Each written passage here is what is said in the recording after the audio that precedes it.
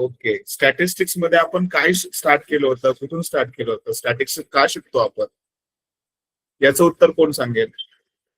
सगळ्यांनी hands down करा. ज्याला हा, एक मिनिट मी सगळ्यांशी बोलतोय. सगळ्यांनी पहिले हँड्स डाऊन करा. मी पुन्हा ज्यावेळेस क्वेश्चन विचारेल त्यावेळेस मला आन्सर हवं. ठीक आहे, हँड्स डाऊन सगळ्यांचे. ओके, तर माझा क्वेश्चन असा आहे की स्टॅटिस्टिक्स आपण का शिकतो, कोण सांगेल?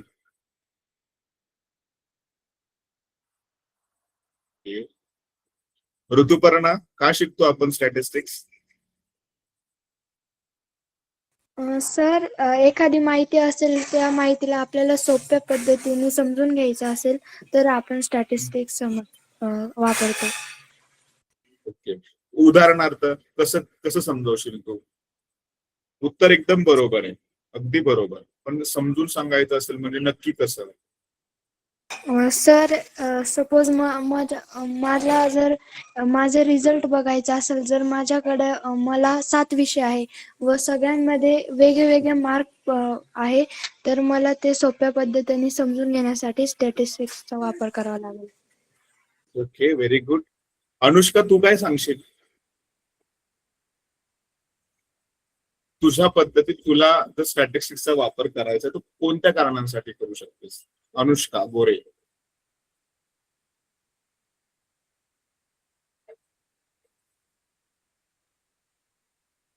अनुष्का, आय थिंक आवाज जात नाही. सर, रिपीट करता? मी क्वेश्चन असा विचारला की आपण स्टॅटिस्टिक्स का वापरतो, अजून कसं उत्तर द्यायला तुम्ही? मला ऋतुपर्णाने एकदम छान उत्तर दिले, पण अजून वेगळं उत्तर मला अपेक्षित आहे. तर काय सांगाल?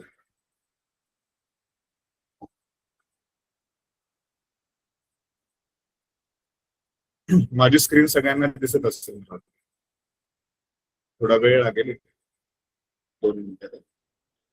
आवाज येतोय माझा? हो sir. Yes sir. Yes sir. हो. Okay okay, very good. मला प्रश्न विचारायचा आहे सागरला. सागर, तू मागच्या लेक्चर मध्ये होता? Yes ma'am. सॉरी सर, मी श्रुती. ठीक आहे, चालेल, म्हणजे नंबर श्रुती. तर तू मागच्या लेक्चरला होतीस ना? यस. हा, सो आपण स्टॅटिस्टिक्स शिकत होतो, बरोबर? तर तुझ्या मते आपण स्टॅटिस्टिक्स का यूज करतो?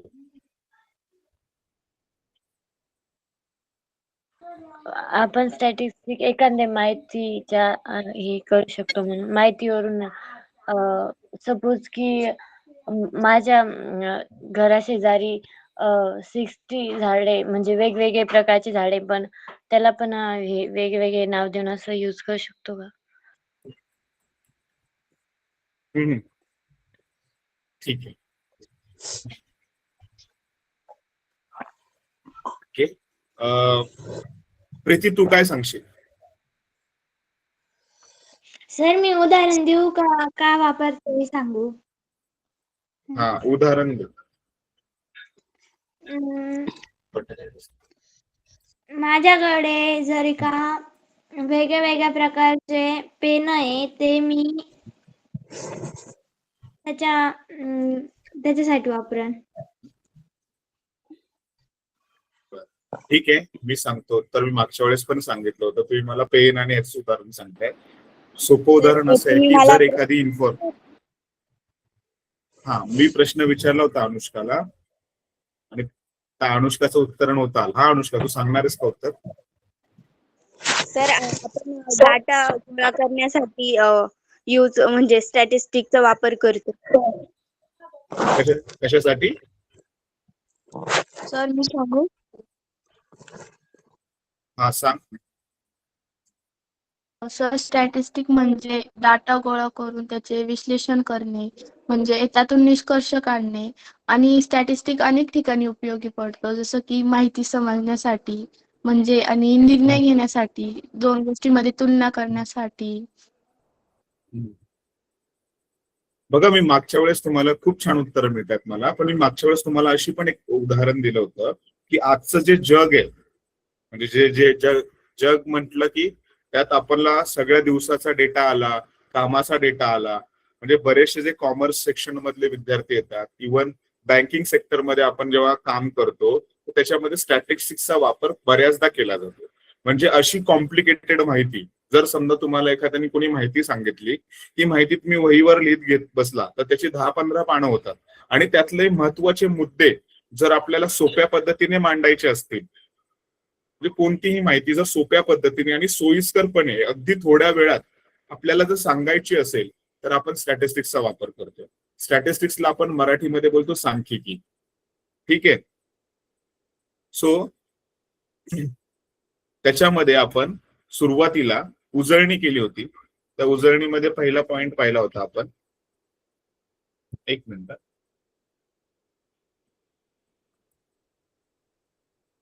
त्या उजळणीमध्ये आपण 7वीच्या इयत्तेतील सरासरी कशी काढायची, म्हणजे ऍव्हरेज कसा काढायचा तो फॉर्म्युला पाहिला होता.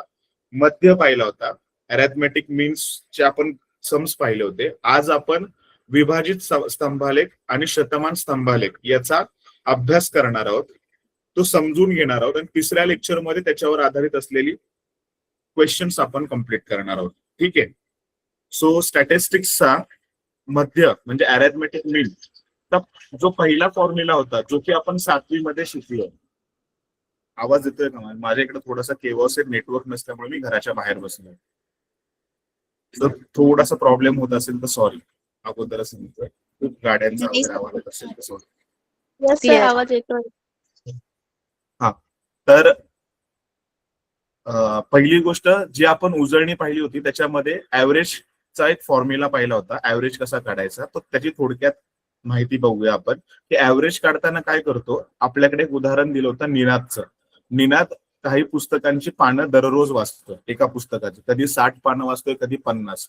तर आपल्याला प्रश्न विचारला होता की तो दररोज सरासरी किती पानं वाचतो. तर दररोज वाचलेल्या पृष्ठांची आपल्याला सरासरी काढायची होती, मीन्स ऍव्हरेज काढायचा होता. तर आपल्याकडे फॉर्म्युला होता असा की ऍव्हरेज काढण्याचा फॉर्म्युला आहे सर्व पानांची बेरीज. म्हणजे दररोज तो वाचतोय ना, त्या सगळ्या पानांची आपण एकत्रित बेरीज करतो आणि ते किती पानं दररोज त्यांनी वाचले, म्हणजे 5 दिवस त्यांनी वाचले आणि त्यांनी त्याला आपण भागतो. तर ह्या सूत्रामध्ये आपण व्हॅल्यूज टाकल्या.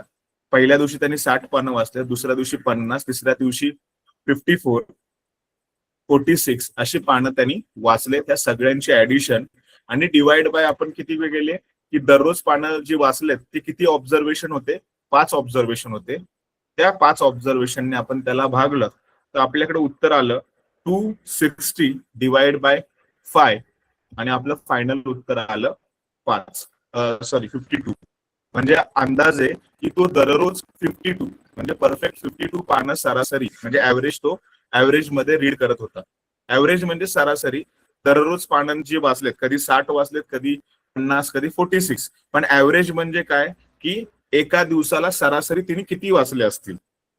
तो आपण जो अंदाज काढतो म्हणजे जो मोजमाप करतो त्याला अॅरिथमेटिक मीन बोलतात. हे 7वीचं उदाहरण झालं.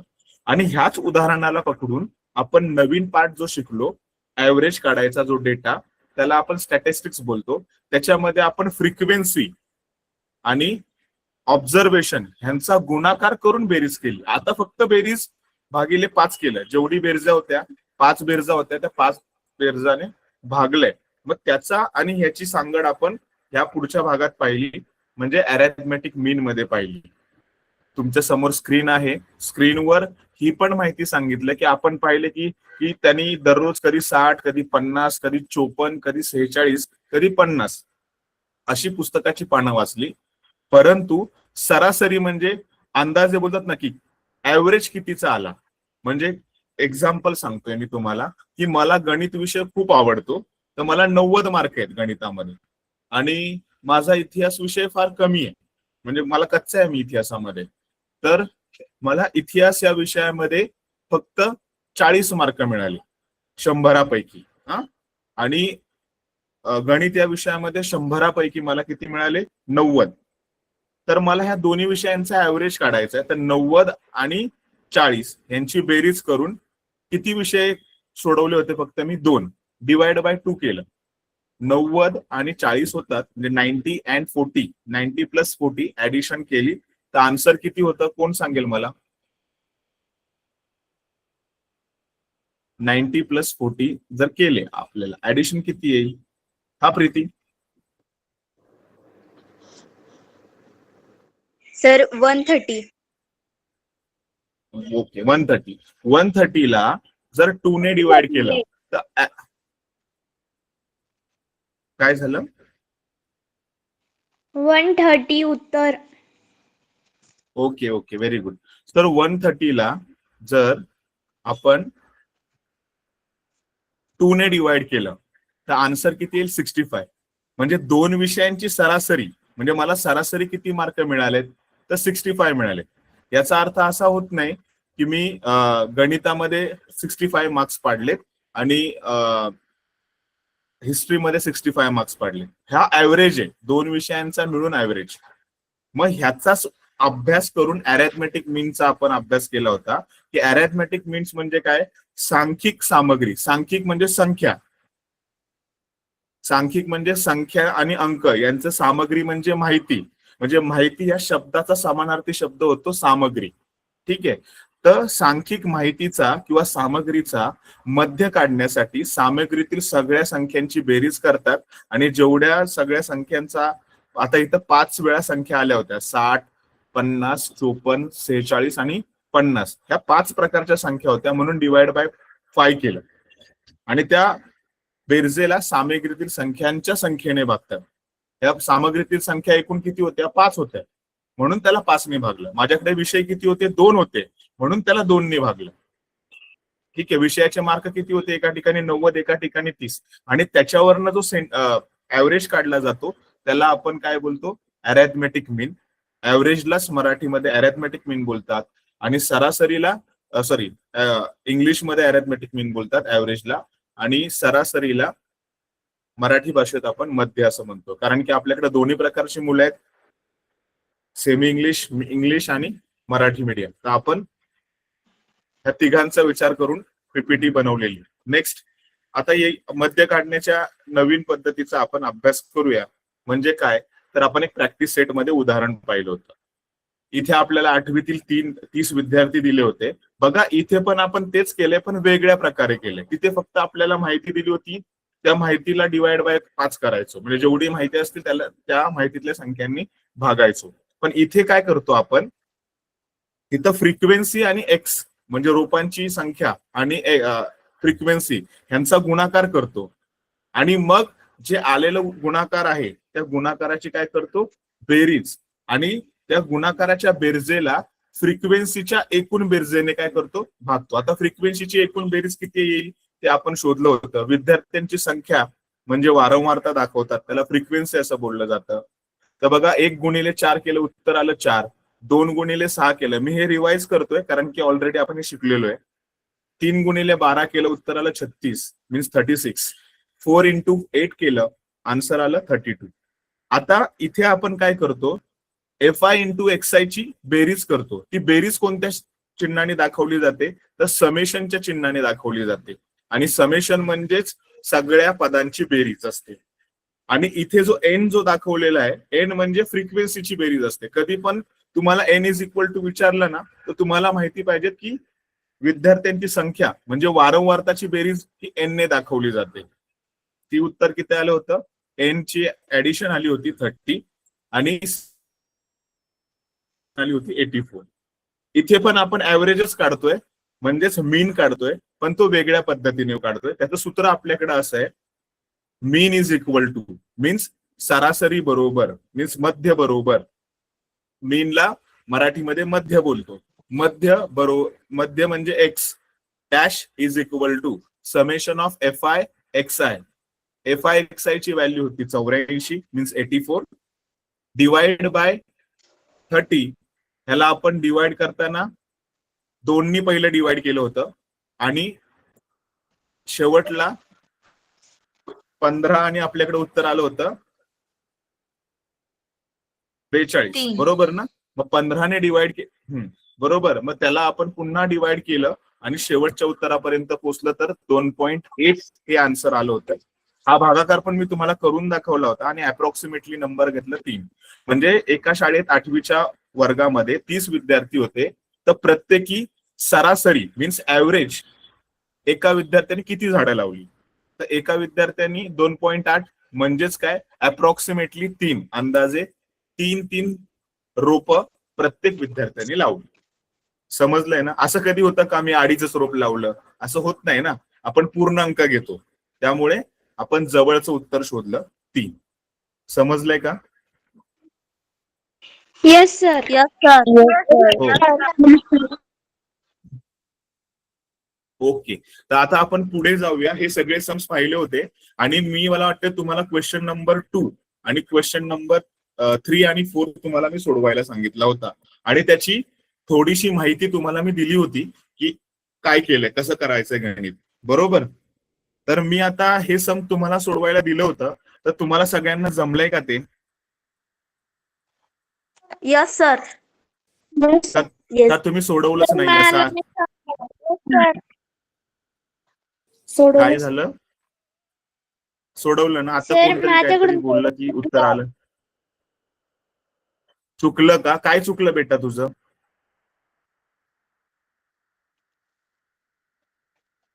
काय चुकलं तुझं? मला ते बोलशील तर मला सोडवता नाही आलं.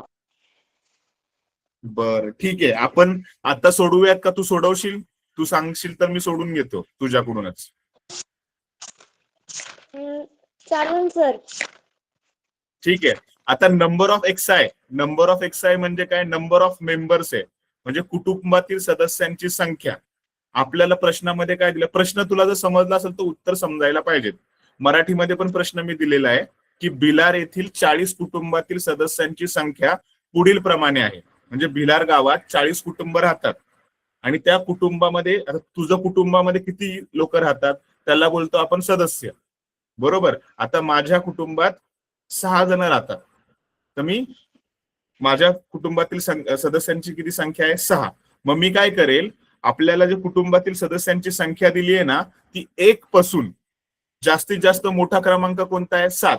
म्हणजे जो हा पहिला कॉलम आहे ना आपल्याकडं, नंबर ऑफ मेंबर्स म्हणजे सदस्यांची संख्या, त्याच्यामध्ये 1 पासून मी 7 अंक लिहिल. 1 2 3 4 5 6 7 असे 7 अंक लिहिल.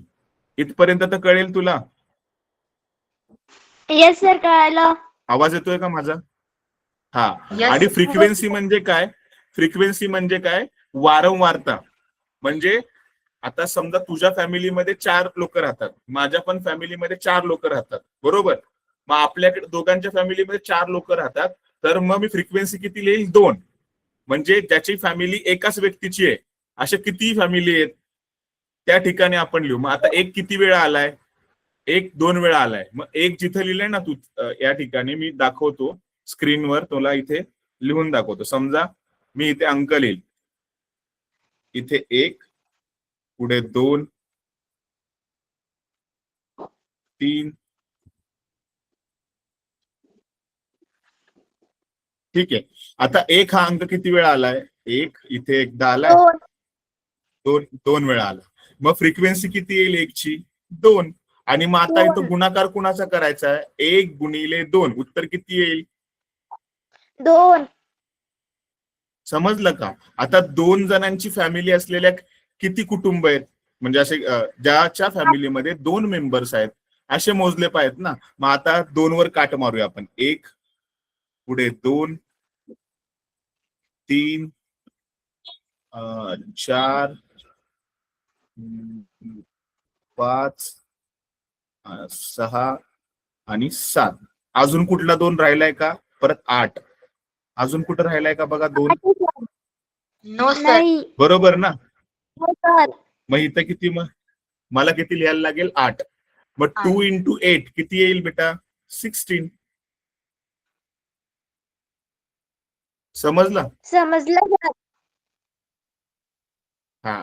आता तुम्हाला अशा किती फॅमिली दिल्या होत्या? टोटल 40. मग ह्या सगळ्यांचं असं तुम्ही सोडवत गेला तर हे जे नंबर येतील ना फ्रिक्वेन्सीची ऍडिशन ती किती असेल? 40 असेल. आणि F I into summation of F I into X I ची व्हॅल्यू किती असेल ती तुम्हाला शोधावी लागेल आणि त्याला 40 ने काय करावं लागेल, डिवाइड करावं लागेल, तर तुम्हाला उत्तर येईल. आता समजलंय काय करायचं ते? Yes sir. Yes sir. Okay yes sir. Okay okay चला मग आपण पुढे जाऊया का आजचा नवीन पार्ट स्टार्ट करूया. फोर्थ वाल्या Yes, सम yes, मध्ये पण sir. डाऊट आहे का कोण? फोर्थ वाल्या सम मध्ये कोणाला डाऊट आहे का? तर फोर्थ वाला क्वेश्चन पण मी तुम्हाला समजवतो, तसं काही नाही. No sir. No sir. No sir. Okay okay ठीक आहे. मग इथे तुम्हाला हे डिवाइड करून मीन काढायचा होता. मी शॉर्टकट मग तुम्हाला लिहायचं होतं the mean of the 40 members families members in a 40 families. तुम्हाला ऍव्हरेज मीन काढायचा होता की प्रत्येक कुटुंबामध्ये 40 कुटुंबामध्ये सरासरी किती लोक आहेत, म्हणजे ऍव्हरेज काढायचा होता. मीन्स त्याला बोलतो आपण अरिथमेटिक मीन. क्वेश्चन नंबर 4 पण ऍज इट इज होता. आपल्याला पण तेच काढायचं होतं. सामग्रीचा मध्य मीन्स अरिथमेटिक मीन काढायचा होता. ठीक आहे. सेम असा प्रश्न होता. ह्याच्यामध्ये सगळी माहिती मी तुम्हाला दिली होती आणि सोपं उत्तर काढायचं होतं. हा टॉपिक ना आपल्याला खूप चांगला का करायचा आहे माहितीये का? 10वीला पण आपल्याला हा टॉपिक पुन्हा असाच शिकायचा आहे. त्यावेळेस पण तुम्ही लक्षात तुमच्या राहील का नाही माहित नाही, पण ज्यावेळेस तुम्ही 10th जाल त्यावेळेस तुम्ही अल्जेब्रा मधलं मला वाटतंय शेवटचं प्रकरण म्हणजे लास्ट जो टॉपिक आहे तो स्टॅटिस्टिक्स आहे. तर त्या स्टॅटिस्टिक्स मध्ये परत तुम्ही मीन, मीडियन, मोड, आता तुम्ही मीन शिकताय तर मीनचे परत नवीन टाईप, सेम अशीच माहिती. एक सम किती मार्काला माहितीये का तुमचं? 3 ते 4 मार्काला. मग जर तुम्ही आता चांगली प्रॅक्टिस केली तर तुम्हाला 10वीला अवघड जाईल का? आहे तसं सम तुम्ही 10वीला पण हेच सूत्र, हाच फॉर्म्युला, म्हणजे तुम्ही 10वीच्या मुलांची देखील गणित सोडवू शकता जर तुमचा अभ्यास व्यवस्थित असेल तर. ठीक आहे. आता आपण नवीन टॉपिकला सुरू करूया आजच्या. ठीक आहे. तर तुम्हाला माझ्या स्क्रीनवर आजचा जो टॉपिक आहे त्या टॉपिकचं नाव आहे सब डिवायडेड बार ग्राफ, म्हणजे विभाजित स्तंभालेख. तुम्ही जोड स्तंभालेख पाहिलाय का रे? आठवतो का कुणाला जोड स्तंभालेख? Yes sir. Yes sir. Yes sir. कसा असतो रे तो? जोडून असतो का? जॉईंट बार ग्राफ आठवतो का कुणाला? सर मी सांगू? हा कसं सांग बरं, सांग बरं बेटा. हा प्रीती सांग. सर जर का वर्गात 60 मुली आहे आणि 40 मुलं आहे तर आपण ग्राफ मध्ये 16 सेंटीमीटर गर्ल्स घ्यायचं आणि वरती ते 14 उरतील ना तिथं बॉईज. आपण ते 16 सेंटीमीटरला कलर करू शकतो, नाही तर काही खून करू शकतो. बॉईज या गर्ल्स असं नाव टाकून. बर, मी तुला प्रश्न विचारलेला कळलं का? माझा प्रश्न काय होता तो सांग बरं एकदा प्रीती. कसं करशाल? नाही, माझा प्रश्न काय होता तो तुला समजला का? का तू पटकन उत्तर घाई मध्ये द्यायच्या ऐवजी तू काय वेगळं उत्तर सांगितलंय असं तुला वाटतंय का? सर तिने पर्सेंटेज बारग्राफ सांगितला. प्रतीक्षा, माझा तुला माहितीये माझा प्रश्न काय होता? हा पूर्वा. हो सर. सर काय संयुक्त परिच्छेद मी ग्राफ सांगून दिलं. मी तुम्हाला प्रश्न नीट ऐकून घ्या. सगळ्यांनी शांत व्हा. एक मिनिट. हा, सगळ्यांनी म्यूट ठेवा माईक. मी प्रश्न असा विचारला होता तुम्हाला की तुम्हाला जॉईंट बार ग्राफ माहितीये का? जोड स्तंभालेख. मी विभाजित स्तंभालेखच काही गोष्टच नाही केली अजून. आपण हा टॉपिक शिकणार आहोत असं बोललो आणि त्याच्या अगोदर तुम्हाला माहिती आहे का असा प्रश्न विचारलाय. तर प्रीतीने मला उत्तर काय दिलं ते विभाजित स्तंभालेखचं, आणि प्रतीक्षा सांगते की सर तिने पर्सेंटेज बार ग्राफ सांगितला. तर पहिली गोष्ट समजून घ्या की जॉईंट बार ग्राफ वेगळा असतो, तो असा असतो मला वाटतंय. कारण की त्याच्यानंतर हाच आपण 7th स्टँडर्डला शिकलोय. मी तुमची पूर्वतयारी पहिली बघतोय आणि त्याच्यानंतर प्रश्न विचारतोय. तर तुम्ही घाई करू नका, नीट प्रश्न ऐकून घ्या. आपल्याला सगळं शिकायचंच आहे, पण मी पुढचं शिकवण्या अगोदर तुम्हाला काहीतरी प्रश्न विचारतो, तुम्हाला माहिती आहेत का? तर ज्यावेळेस हे जे स्तंभ आहेत जे एकमेकांसोबत जोडलेले असतात ह्याला आपण जॉईंट बार ग्राफ बोलतो. दुसरी माहिती अशी असते त्याच्यामध्ये आपण हे जोडलेले असतात ना दोन स्तंभ, आणि इथे एक्स वाय ऍक्सिस आणि इकडे आपला असतो एक्स ऍक्सिस. तर ह्याला आपण जे बोलतो ना, तर त्याला ही जी डायग्राम तुमच्या समोर काढली आहे ना, त्याला बोललं जातं जॉईंट बार ग्राफ. माझा हा प्रश्न होता. मग जॉईंट बार ग्राफ तुम्ही वापरलाय का? मला वाटतं जॉग्रफीमध्ये आजही आपल्याला जॉईंट बार ग्राफ आहे. पिकांचा, मिश्र पिकांचा वगैरे आपण त्याच्यामध्ये उपयोग करतो. आणि त्याच्या पुढचा जो पाठ शिकतोय तो विभाजित. म्हणजे आता तुमच्या वर्गामध्ये विभागणी असते बघा, मुलांची लाईन वेगळी आणि मुलांची लाईन वेगळी झालं तर मुलींची लाईन वेगळी, असं वेगवेगळे बसतो. वर्ग एकच, 7वीलाच बसता तुम्ही, पण विभागणी वेगवेगळी झाली आहे ना. म्हणजे एकाच वर्गात दोन भाग जिथे असतात ना त्याला बोलतो विभाजन. आणि मगाशी जे प्रीतीने सांगितलं ते उदाहरण होतं विभाजित स्तंभालेखचं, म्हणजेच सब डिवायडेड बारग्राफ. सब डिवायडेड म्हणजे काय, तर एकाच आलेखामध्ये, एकाच स्तंभामध्ये, स्तंभला इंग्लिशमध्ये बार म्हणतात, ठीक आहे. तर त्या बार मध्ये जर एक पेक्षा 2-3 तुकडे केलेले असतील म्हणजेच त्याला बोलतात डिव्हिजन. विभाजन म्हणजेच डिव्हिजन. तर त्याला आपण विभाजित स्तंभालेख बोलतो. आणि जोड आलेख म्हणजे काय, दोन स्तंभ एकमेकांना जोडलेले असतात. एक मोठा स्तंभ असतो, एक छोटा स्तंभ असतो, किंवा दोन्ही समान स्तंभ असतात. ते एकमेकांची तुलना दाखवण्यासाठी आपण जोड स्तंभालेखचा वापर करतो. आणि विभाजित स्तंभालेखचा पण अर्थ आपण तुलना दाखवण्यासाठी, माहिती मिळवण्यासाठी करतो. आणि आलेखावर आपल्याला बऱ्याचदा प्रश्न विचारले जातात ते की आपले हातचे मार्क असतात, त्याच्यामध्ये आपल्याला सूत्रपाठ करावं लागत नाही, काहीच पाठ करावं लागत नाही. आपल्या समोर माहिती असते, त्या माहितीचा जर अर्थ आपल्याला व्यवस्थित कळाला तर आपला 4 मार्काचं जर गणित असेल किंवा 2 मार्काचं जर गणित असेल तर आपल्याला पूर्ण मार्क मिळतात. तर आता आपण विषयाला सुरुवात करूया. माझा प्रश्न जर सगळ्यांना समजला असेल आणि माझी माहिती जर सगळ्यांना कळली असेल तर फक्त थम्सअप करा. ठीक आहे, चॅट बॉक्स मध्ये थम्सअप पाठवला तरी चालेल. मग आपण पुढे जाऊ. आणि जर कोणाला डाऊट असेल तर अनम्यूट करा आणि मग मला प्रश्न विचारा.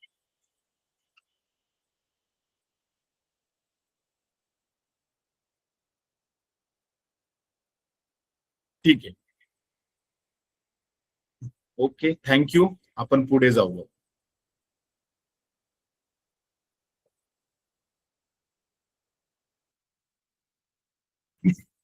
थँक्यू. सो पुढची माहिती आपल्याकडे अशी आहे की बाबा सब डिवायडेड बारग्राफ म्हणजे नक्की काय असतो. As in a joint bar graph. बघा, सुरुवात करताना सांगितलंय की तुम्ही जोड स्तंभालेख पाहिला असेल. सामग्रीतील माहितीची तुलनात्मक विश्लेषण. विश्लेषण म्हणजे काय, अनालिसिस. इंग्लिश मध्ये त्याला बोलतो आपण अनालिसिस.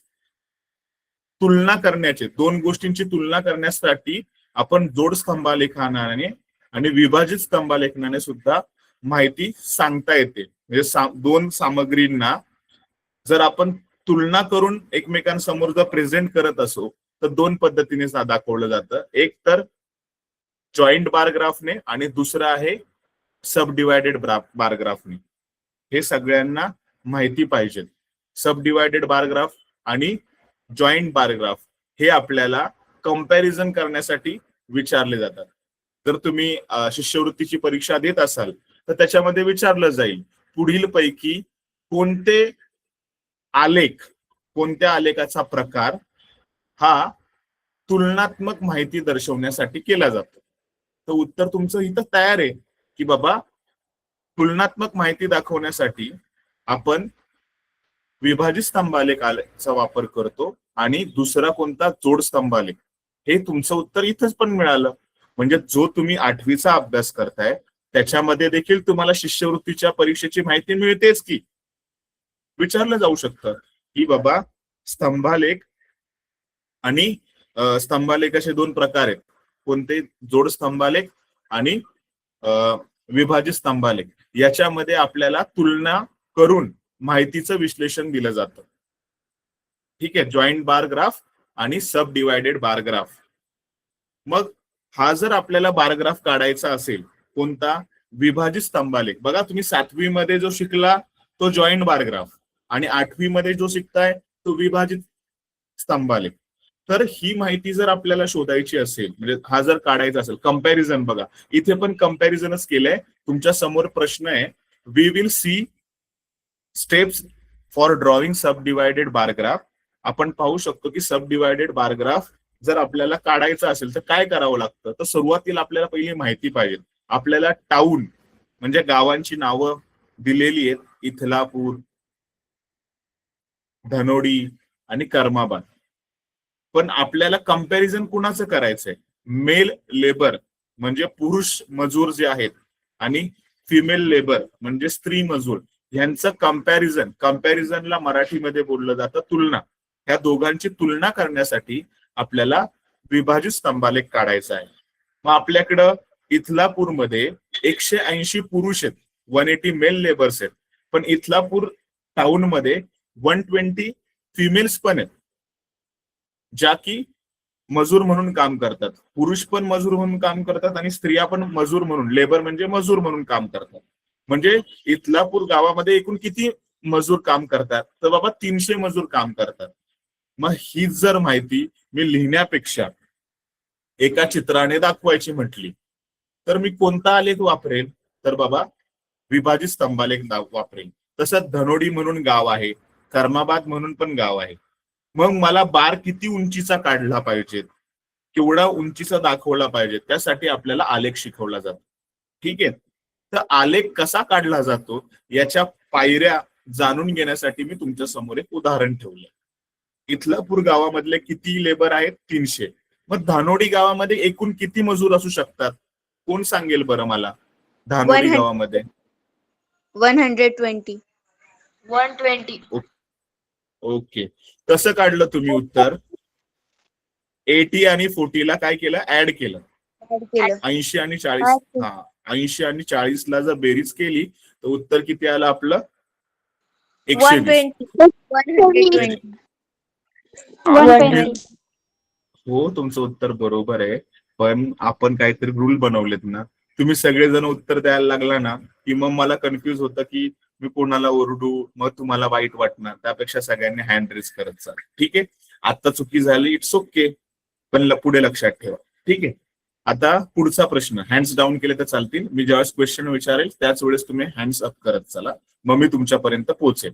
अगोदरच तुम्ही हात वरती करून ठेवलं तर मी पुढचा प्रश्न विचारणार, मग तुम्हाला नाही विचारणार. ठीक आहे, सो पुढचा प्रश्न असा आहे की कर्माबाद गाव दिलेलं आहे. त्या कर्माबाद गावामध्ये पुरुष जे आहेत, जे मजूर म्हणून काम करतात, मीन्स लेबर, मेल लेबर्स जे आहेत ते 100 आहेत आणि फिमेल लेबर्स जे आहेत ते 60 आहेत. त्या दोघांची जर ऍडिशन केली तर ती येईल 160. म्हणजे तुम्हाला जी माहिती पाहिजे होती ती इथे दिलेली आहे. म्हणजे आपल्याला त्या माहितीतल्या काही गोष्टी जाणून बुजून नाही दिल्या का, तर आपल्याला पण गणित समजलंय का नाही हे कळावं म्हणून. ठीक आहे, तर 80 आणि 40 जर बेरीज केली, मीन्स ऍडिशन केली, तर उत्तर आलं 120. आणि 100 आणि 60 म्हणजे 100 आणि यांची बेरीज केली तर आपलं आन्सर आलं 160.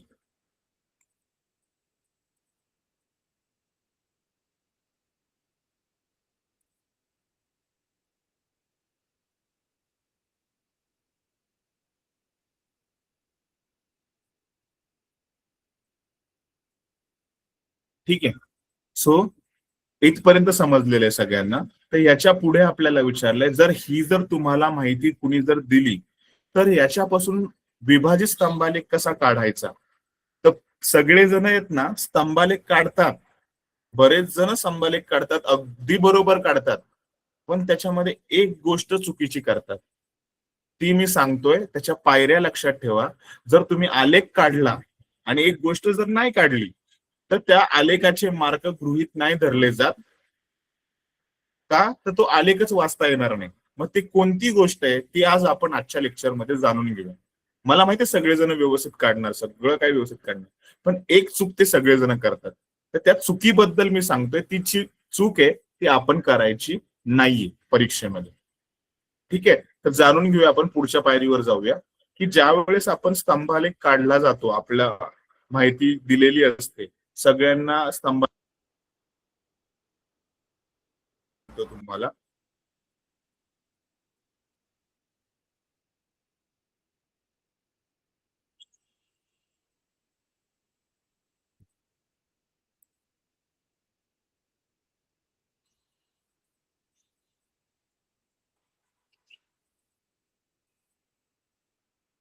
की स्तंभालेख काढताना ना आपण ज्या चुका करतो ती सगळ्यांना माहिती सगळी असते. आता आपल्याला 3 गावांची माहिती दिली बरोबर.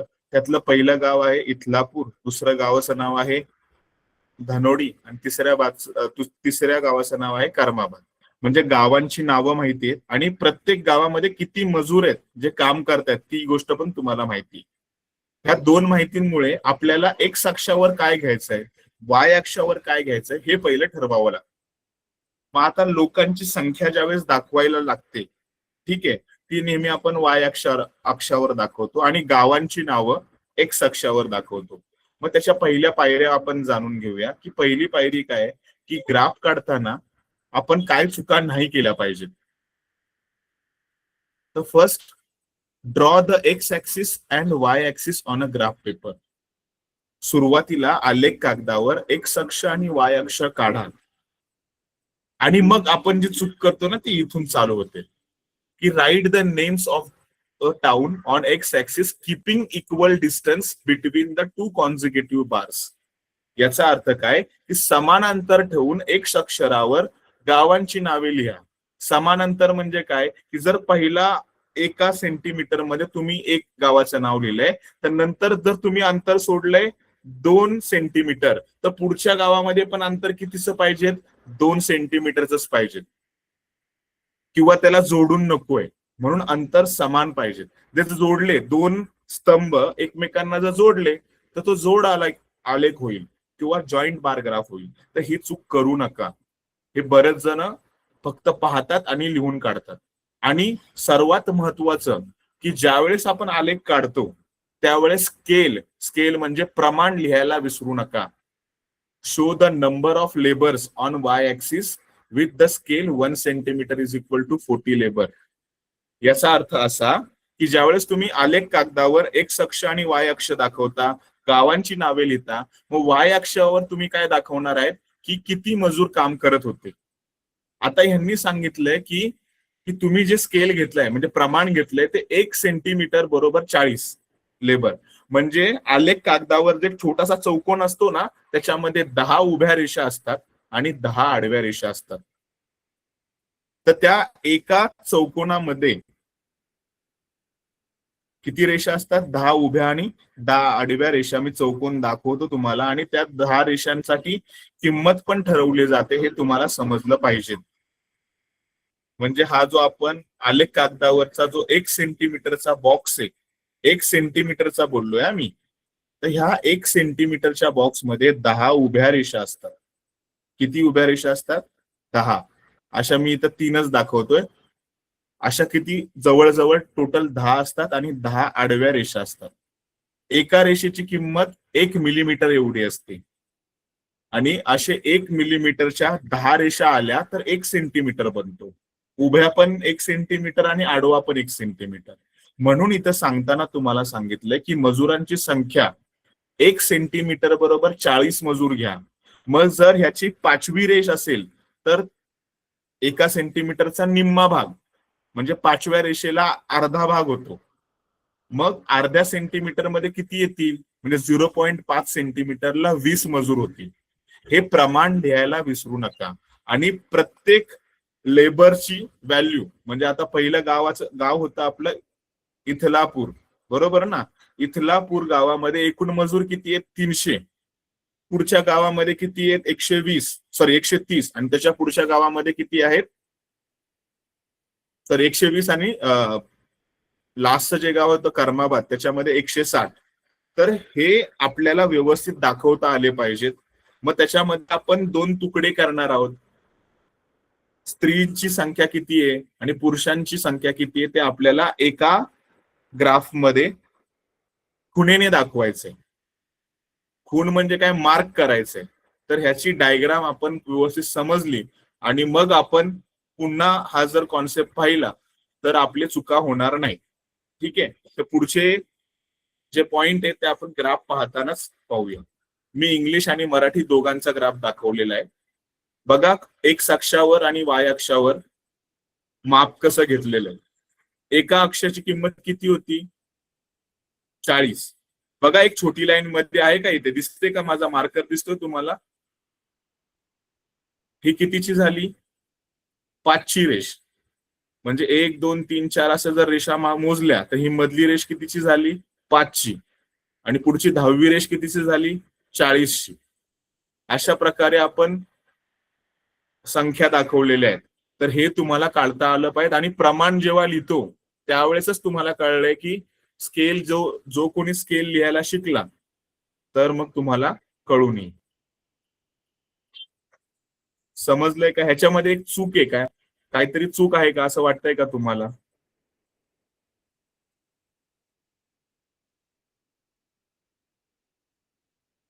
मला तर नाही वाटत, तुम्हाला वाटतंय का?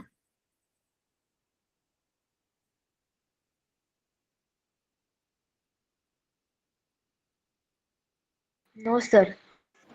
नाही ठीक आहे. सर. बघा, पहिली ओके. बऱ्याच हो, लोकांना सर. असं वाटतं हा ठीक आहे, नाहीये चूक, मी सांगितलं आन्सर. आता आपण पुढे जाऊया. हो सर. काय झालं प्रीती? ठीक आहे, आपण पुढे जाऊयात. इथं स्केल.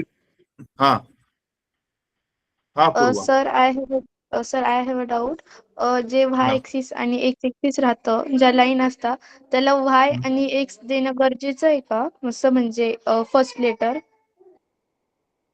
कळलं नाही, परत प्रश्न विचार. मला समजलं नाही, व्यवस्थित आवाज आला नाही तुझा. एकदा म्हणजे पुन्हा जी वाय रिपीट कर. एक्सिस आहे आणि एक्स एक्सिस आहे त्या लाईनवर, म्हणजे मी प्रत्येक वेळेस बघितलंय जेव्हा टीचर सांगता आमच्या का वाय आणि एक्स लिहित जातो मी असं त्या ग्राफवर. ते गरजेचं आहे का असं? हो हो, आता समज. हे का पण त्यांनी सांगितलं ते अगदी बरोबर सांगितलंय.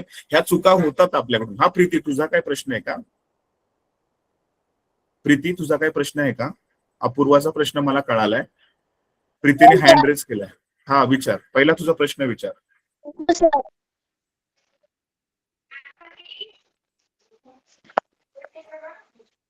तुझा माईक चालू आहे. ठीक आहे.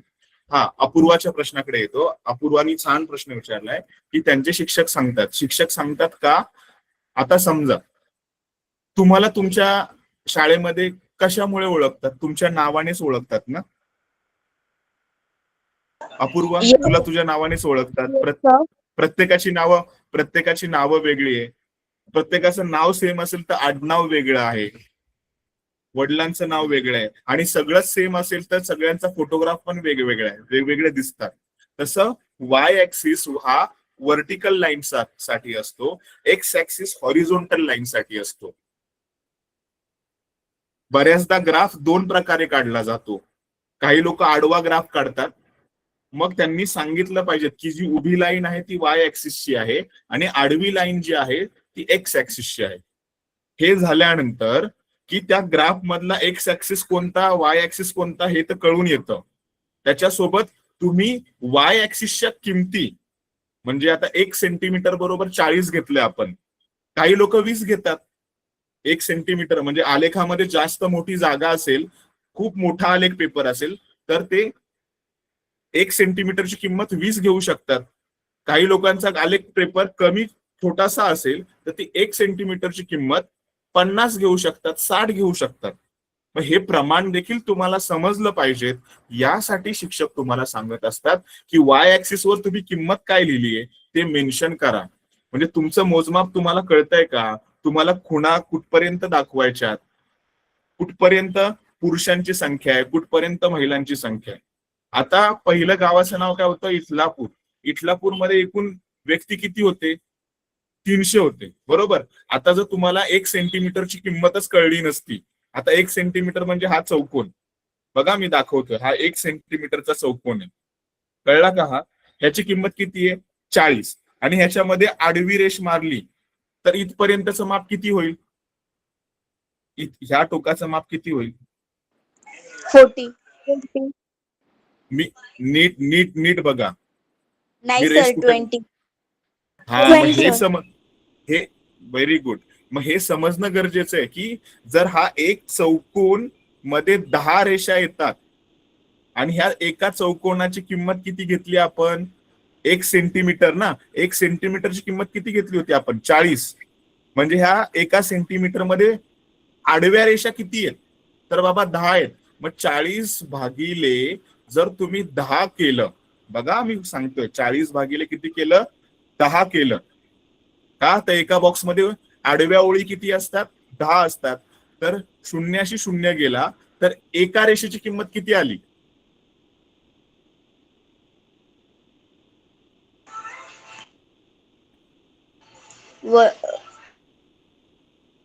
सर 10. अवघड जा. एका रेषेची किंमत किती येईल? 10. कशी काय? सर रिपीट करता का? हा, सर मी क्वेश्चन पुन्हा रिपीट repeat करा प्लीज. क्वेश्चन मी रिपीट करतो, तुम्ही लक्ष द्या. आपण एक चौकोन घेतलाय ना 1 सेंटीमीटरचा. एका सेंटीमीटर मध्ये किती आडव्या रेषा असतात? 10 रेषा असतात. बरोबर. मग 40 ला जर आपण 10 ने भागलं तर एका रेषेची किंमत किती आहे? समोर उत्तर आहे की 0 गेला, उरले किती? 10 एके 10, 10 चोक 40. उत्तर किती आलं? 4. 4. मग अशा मग एका बॉक्स मध्ये किती रेषा आहेत? 4. 10. एका 10 रेषा आहेत. मग त्याच्यातल्या एका रेषेची किंमत किती आहे? 4. समजतंय का? Yes sir. हो सर सर. प्लीज रिपीट करा ना.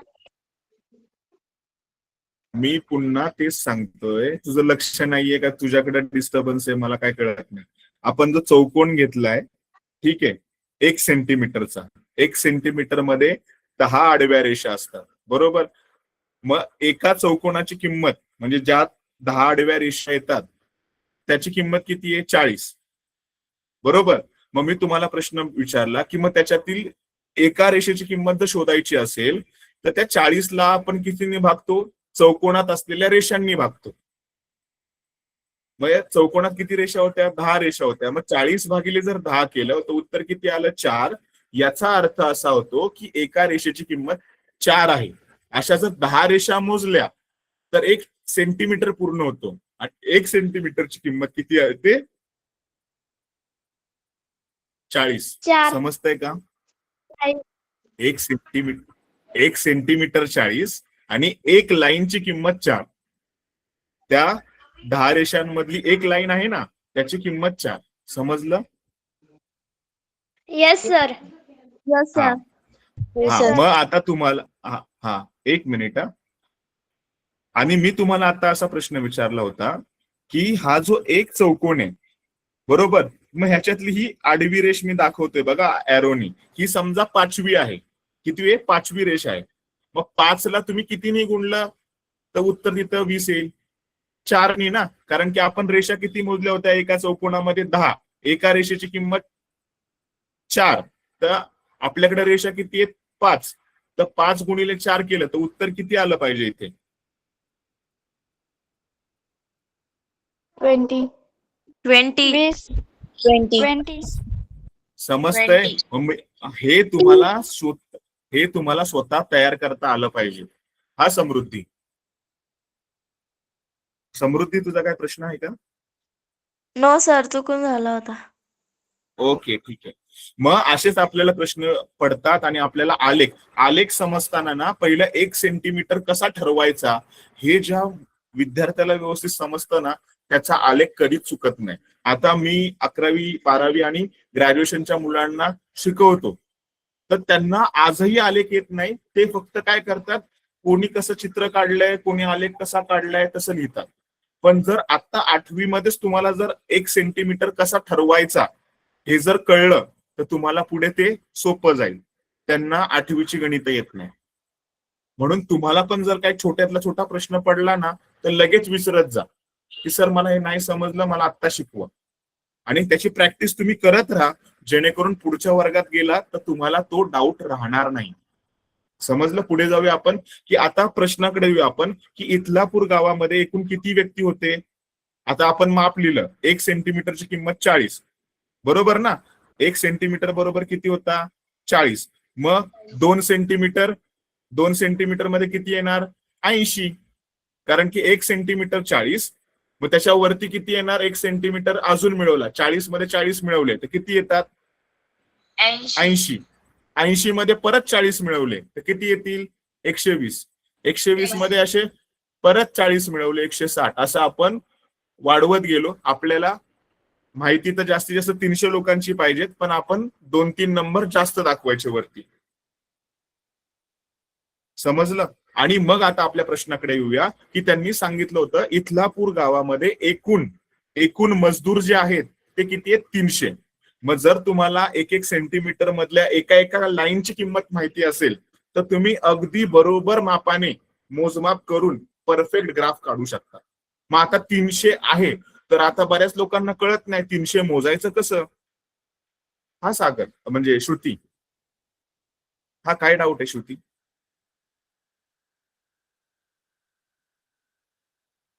ठीक आहे, पुढे जाऊया. नसेल तर काही डाऊट असेल तर प्लीज विचारत चला. मग 300 मोजताना हे प्लीज कोणी उत्तर देऊ नका. मला माहिती आहे बऱ्याच लोकांना कळतं, पण ज्यांना नाही समजत ना छोट्या छोट्या गोष्टी, त्यांच्यासाठी आपण आणि तुमच्यासाठी रिव्हिजन आपण जाऊया. मग इथे आपल्याकडे 280 पर्यंत सगळ्यांना कळतं की बाबा ही 280 ची लाईन आहे.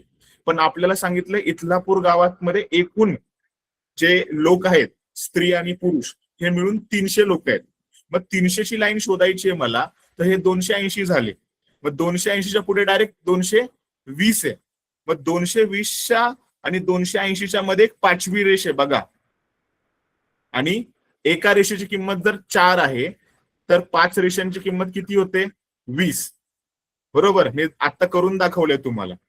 एका रेषेची किंमत 4 तर 5 रेषांची किंमत किती होणार? 5 चोक 20. मग 20 रेषा मला म्हणजे 20 पर्यंत अजून मिळवायचे. त्याच्यात 280 मध्ये जर मी 20 मिळवले तर 300 होणार. आणि ही 5वी रेष मी इथे काढणार आणि हा स्तंभालेख काढला इथलापूर गावचा. हा पूर्ण जो काढलाय तो स्तंभालेख कुठे आलाय? 300 लोकांचा आलाय. ठीक आहे. आणि ह्या 300 लोकांमध्ये आपल्याला प्रश्न विचारलाय की 180 ना, 180 स्त्री आहेत. तुमच्याकडे पुस्तक असेल तर बघा, 180 स्त्री आहेत, बरोबर. आणि उरलेले म्हणजे आपल्याला किती सांगितलंय की, क्वेश्चन पुन्हा आपण रिपीट करूया, पाहूया. इथलापूर गावातले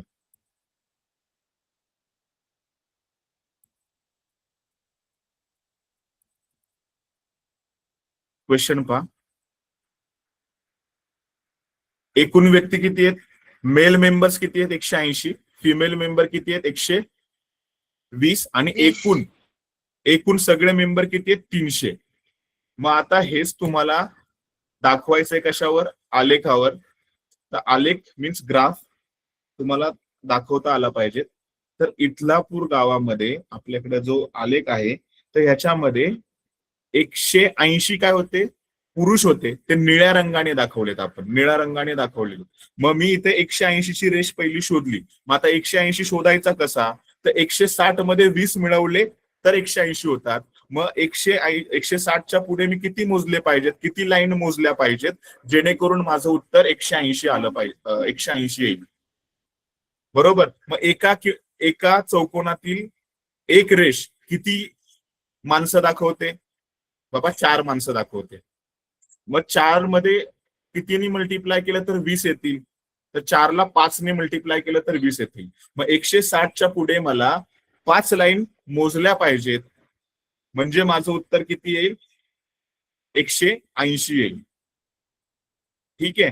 मग 180 इथे आल्यानंतर आपण जो बार ग्राफ काढलाय त्याचा हा जो भाग आहे तो इथपर्यंत रंगवणार निळ्या रंगाने, आणि उरलेला जो भाग असेल 180 मध्ये उरले किती, 120 वरचे जे आहेत, जो पांढऱ्या रंगाने दाखवलाय तो कशाचा आहे, फिमेलचा आहे. अशा प्रकारे तुम्हाला एका एका गोष्टीने ग्राफ दाखवता आला पाहिजे. सुरुवातीला चुकतात, पण तुम्ही विचारा, तुम्हाला वाटतंय ना की हे चुकीचं आहे आणि तुम्हाला डाऊट येतोय, तर तुम्ही ग्राफ काढा आणि शिक्षकांना विचारा की सर माझं इथे काय चुकलंय, मला अजून सोप्या पद्धतीने सांगा. कारण की आता तुमचा पाया आहे, थोडा वेळ लागेल, चुकेल, पण पुढं अवघड ग्राफ येतात, मग त्यावेळेस चुकायचं नाही आपल्याला. ठीक आहे, इथपर्यंत समजलंय का आपण? मग नंतर धानोरी गावात किती लोक होते? एकूण 120 लोक काम करत होते. त्यातले 80 जे होते ते मेल, म्हणजे पुरुष व्यक्ती जे होते ते मजदूर म्हणून काम करतात. मग 80 शोधायला सोपं होतं. आपण 80 इथपर्यंत दाखवले. उरलेले 40 लोक काय झाले? स्त्रिया उरल्या. मग ह्यालाच बोलतो आपण सब डिवायडेड डायग्राम, विभाजित. म्हणजे एकाच आलेखामध्ये 2 तुकडे करून आलेख दाखवतो, त्याला विभाजन बोललं जातं. आणि जोड स्तंभालेख असतो ना, तो ह्याला जोडून असतो. दुसरा भाग, पहिला स्तंभ आणि दुसरा स्तंभ हा जोडून असतो, त्याला स्तंभालेख. नेहमी लक्षात ठेवा, जर तुम्हाला प्रश्न कोणी विचारला की जर मला आलेखांची तुलना करायची आहे, माहितीची दाखवायची, ते तुलनात्मक गोष्टीने दाखवायची किंवा कंपॅरिझन करून दाखवायची आहे, तर मी कोणता आलेख वापरला पाहिजे? तर तुमची उत्तरं 2 असली पाहिजेत. तुम्ही एक तर जोड स्तंभालेख वापरा किंवा विभाजित स्तंभालेख वापरा. समजलंय? पुढे जायचं. हा प्रश्न तर सोपा होता. एक आलेखामधला आपण सराव संच मधला प्रश्न घेऊया आणि आजचा टॉपिक संपवूया. सराव संच मध्ये आपल्याला पहिला प्रश्न आहे, आता तुम्हाला खरंच आलेख समजतो का, वाचता येतो का? जर खरंच समजलं असेल तर मला उत्तरं व्यवस्थित मिळतील, कोण घाई करणार नाही. मी ज्याला प्रश्न विचारेल, मी मराठीत ठेवलेला आहे प्रश्न, जेणेकरून बऱ्याच लोकांना इंग्लिश मध्ये काय विचारलं ते कळत नाही. पहिलं सोपं वाटावं म्हणून मी मराठीत ठेवलेलं आहे. नेक्स्ट जे असतील ते इंग्लिश मध्येच असतील आणि त्याच्या बाजूला मराठी दिलेला असेल. पण आज फक्त मराठी, कारण की कॉन्सेप्ट समजला पाहिजे. तर प्रश्न तुमच्या समोर असा आहे, आपल्याला समोर एक आलेखाची आकृती दिलेली आहे आणि त्या आलेखाच्या आकृतीवर आधारित आपल्याला प्रश्न विचारले. इवन हा जो प्रश्न आहे, आलेखाचा जो प्रश्न आहे, जे लोक PhD, सेटनेट वगैरे देतात त्यांना सुद्धा विचारला जातो. म्हणजे तुम्ही बोलाल की फक्त हे 8वी साठी मर्यादित नाहीये, तर आपण जेवढा वेळ शिकणार आहोत तेव्हा आपल्याला स्टॅटिस्टिक्स महत्वपूर्ण काम करून देतो. म्हणून आजही जेवढी मोठी लोक आहेत ते सुद्धा आलेख वापरतात. आणि आपल्याला 8वी पासून का दिलंय? जेणेकरून उद्या भविष्यात तुम्ही जो कोणतं काम कराल ते जर थोडक्यात सांगायचं म्हटलं तर तुम्ही आलेखाने दाखवू शकता. आपल्या समोर जी माहिती दिलेली आहे ती आलेखाची आहे. आलेख वाचताना कसा वाचायचा बघा. आपण लोधाची जी स्कॉलरशिपची एक्झाम दिली होती त्याच्यामध्ये पण मी तुम्हाला सांगितलं होतं की आलेख ज्यावेळेस आपल्याला दिला जातो त्याचं स्केल वाचलं जातं.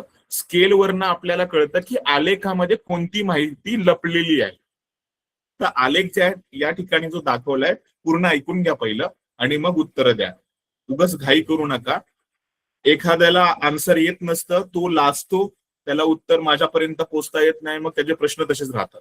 पहिला ऐकून घ्या व्यवस्थित की आपल्याला जो आलेख दिलाय ना त्याच्यावर वाय अक्ष जो उभ्या रेषेने दाखवला जातो, व्हर्टिकल लाईनने दाखवला जातो, तिथं दिलेलं आहे बचत म्हणजे सेव्हिंग. ती सेव्हिंग केलेली आहे रुपयांमध्ये, रुपीज मध्ये.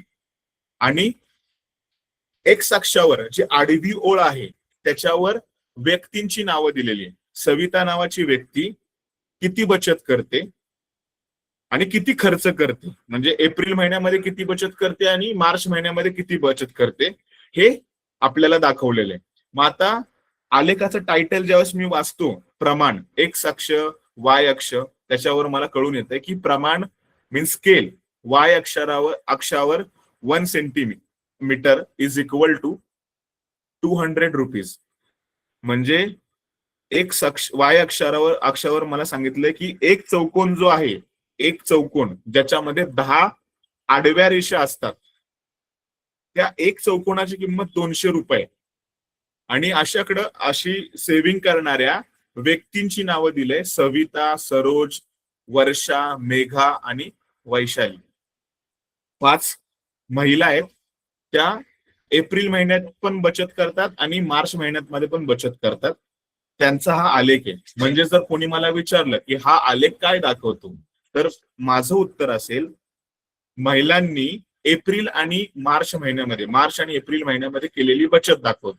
मग एप्रिल महिन्यातील बचत निळ्या रंगाने दाखवलेली आहे आणि मार्च महिन्यातील बचत ही पांढऱ्या रंगाने दाखवलेली, सफेद रंगाने दाखवलेली. आता प्रश्नावर येऊया. ही आकृती कोणत्या प्रकारच्या स्तंभालेखाची आहे, असा आपल्याला प्रश्न विचारलाय. ही आकृती कोणत्या प्रकारच्या स्तंभालेखाची आहे? हा स्वरा उत्तर सांगेल. स्वरा. सब डिवाइड बार ग्राफ. ओके, सब डिवायडेड बार ग्राफ म्हणजे विभाजित स्तंभालेखाचे आहे. Very good. पुढच्या प्रश्नाकडे जाऊ. हँड्स डाऊन प्लीज, सगळ्यांचे हँड्स डाऊन. प्रश्न वाचल्यानंतर हँड्स अप करायचे. ठीक आहे. नेक्स्ट आहे, वैशालीची एप्रिल महिन्यातील बचत किती आहे? पण आता प्रश्नाकडे जाण्या अगोदर लक्ष द्या. प्रश्नाकडे पोहोचण्या अगोदर सगळ्यांनी ऐकून घ्या. तुम्हाला प्रत्येक लाईनची किंमत माहिती पाहिजे. 1 सेंटीमीटर मध्ये 1 लाईन आहे. बघा, हा प्रश्न, दुसरा प्रश्न सुरू करण्या अगोदर माझा वेगळा प्रश्न आहे. हँड्स डाऊन कराल तर बरं होईल. मग मला त्या प्रश्नाचं उत्तर द्या, मग दुसरा तिसरा प्रश्न आपण जाऊया. ठीक आहे. समृद्धी मला उत्तर देतो की जर एक चौकोनाची किंमत 200 रुपये, बरोबर, एका चौकोनामध्ये 10 आडव्या रेषा असतात, तर एका रेषेची किंमत किती? समृद्धी.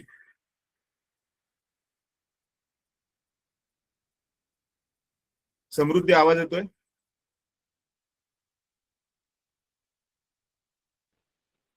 कोण सांगेल?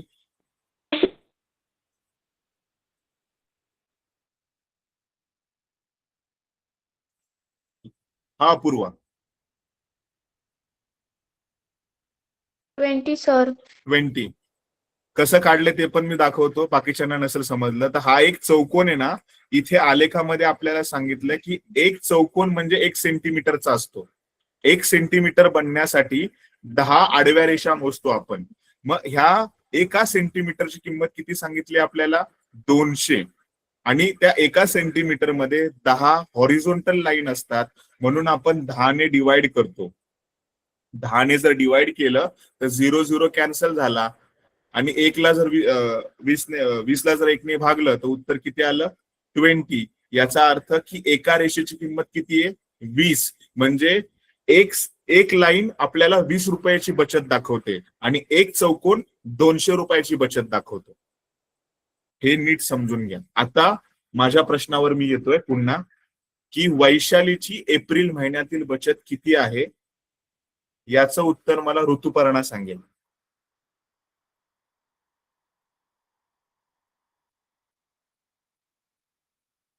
ऋतुपर्णा. सर 600. किती? 600. ओके. बघा, जर नसेल समजलं तर पेन्सिल आणि स्केल सोबत ठेवायची आणि रेष मारून बघायची. 600 रुपयेच येतोय का? निळ्या रंगाची लाईन 600 ला जाऊन टच होते का? जर होत असेल तर मग 600. आता माझ्याकडं कम्प्युटरमध्ये इमेज छोटी मोठी होते त्यामुळे नीट दिसत नाही, पण तुमच्या समोरलं पुस्तक असेल तर तुम्हाला व्यवस्थित ते दिसू शकतं. नेक्स्ट क्वेश्चन माझा आहे, सरोजची मार्च व एप्रिल महिन्यातील एकूण बचत किती आहे? सरोजची मार्च आणि एप्रिल महिन्यातील एकूण बचत किती आहे? याचं उत्तर मला सई सांगेल. 800. एप्रिल महिन्यातली बचत बघा, एप्रिल आणि मार्च महिन्यात या दोघांची जर बेरीज केली तर शेवटचा जो बार ग्राफचा जो एक शेवटचं टोक दिसतंय ते कुठं जाऊन थांबतंय? 800 पाशी जाऊन थांबतंय. बरोबर का? आपल्याला प्रश्न कुणाचा दिलाय? सरोजचा दिलाय का वैशालीचा दिलाय? आणि मी दाखवलंय काय? सरोजचा. सरोज. मग कधी कधी मग नीट प्रश्न पण वाचायचा. मी दाखवताना वैशालीचा दाखवला, तुमचं सगळ्यांचं उत्तर पाहिजे होतं की सर आपल्याला सरोजचा प्रश्न विचारला. मी हे जाणून बुजून करतो, तुमचं लक्ष आहे का नाही ते पाहण्यासाठी. तर माझं उत्तर कुठून पाहिजे होतं? सरोज इकडे 2 नंबरला. तर नीट इथून आपण दाखवणार. ठीक आहे. आता प्रश्न आपल्याला पुढचा असा विचारलाय, सविताची एकूण बचत मेघाच्या एकूण बचतीपेक्षा किती जास्त आहे? सविताची एकूण बचत. आता सविता कुठे आहे ते बघितलं पाहिजे आपल्याला सगळ्यांनी. सविताचा जो बार ग्राफ आहे तो पहिला आहे, बरोबर.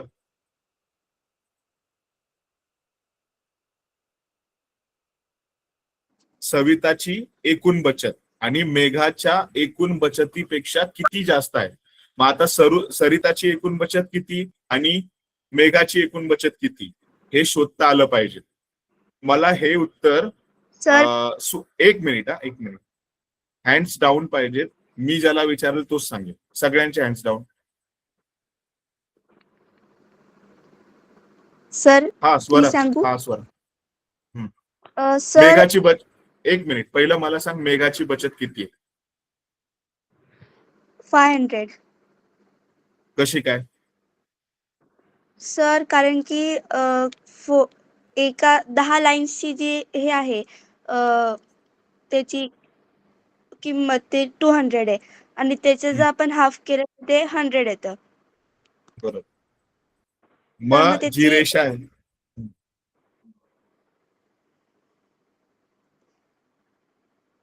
बरोबर. मग मेघाची बचत किती आहे? 500. Very good. पुढे मी सर सविताची? मग कविताची 1000 आहे. मग 1000 मायनस 500 इज इक्वल्स टू 500. बरोबर. व्हेरी गुड बेटा. ठीक आहे. शेवटचा प्रश्न, कोणाची एप्रिल महिन्यातील बचत सर्वात कमी? आता प्रश्न नीट ऐकून घ्या, लगेच घाई करायची नाही. एप्रिलचा रंग बघा, ब्लू आहे आणि कमी बचत सांगितलेली आहे. कोणाची एप्रिल महिन्यातील बचत सर्वात कमी आहे?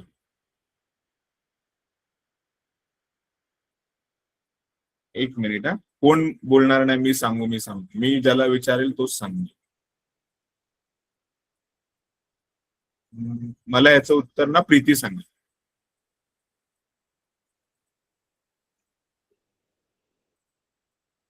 कोणाची एप्रिल महिन्यातील बचत सर्वात कमी आहे? सविताची, वैशालीची, सरोजची, वर्षाची, मेघाची, कोणाची?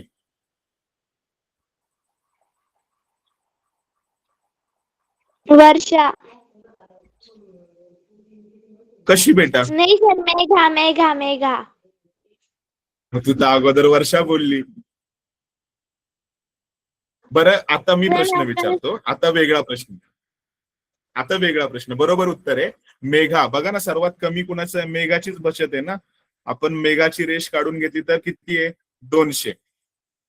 बरोबर ना. आता माझा प्रश्न आहे सगळ्यांना नीट हँड्स डाऊन करा. पहिला, शेवटचा आणि फायनल क्वेश्चन. मला सगळ्यांकडून व्यवस्थित उत्तर हवं. हँड्स डाऊन आहे सगळ्यांचे. अगोदरच हात वरती आहेत. अजून पण सईचा हात वरती आहे, स्वराचा हात वरती आहे. Hands down. ठीक आहे. क्वेश्चन माझा असा आहे, आलेखामध्ये कोणत्या 2 व्यक्तींची बचत सेम आहे?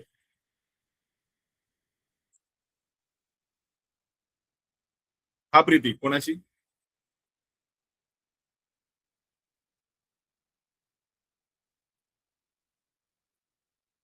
सर मी सांगू? हा प्रीतीने हात वरती केला होता पहिले. हा सांग. सई सांगेल. सरोज आणि वैशाली. हा सई. सरोज आणि वैशाली. किती आहे दोघांची बचत? बरोबर आहे, पण किती आहे दोघांची बचत? 800. आता शेवटचा प्रश्न, एकदम लास्ट अँड फायनल. मार्च महिन्यातील सर्वात कमी बचत कोणाची? सर्वात लास्टचा आणि शेवटचा प्रश्न. सर्वात कमी बचत कोणाची मार्च महिन्यातील? तर मी सांगू? हा समृद्धी.